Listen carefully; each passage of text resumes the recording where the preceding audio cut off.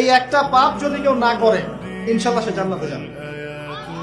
যতই পাপ করুক না কেন, জেনা করেছে, মদ খেয়েছে, মিথ্যা বলেছে, অনেক কিছু করেছে, শুধু শিরকের পাপ করে নাই, আল্লাহ তাকে মাফ করে দিবেন ইনশাআল্লাহ। বিশ্বাস করলেন না কথাটা? নবীজি বলেছেন এই উম্মতের যে কোনো ব্যক্তি যতই পাপ করুক না কেন, আল্লাহ পাক সমস্ত পাপ মাফ করতে পারে, কিন্তু শিরকের গুনাহ আল্লাহ পাক মাফ করবে। তওবা করে যদি মারা না যায় মাফ করবে। একটা এক্সাম্পল দিয়ে বোঝাচ্ছি, তাহলে ক্লিয়ার হয়ে যাবে।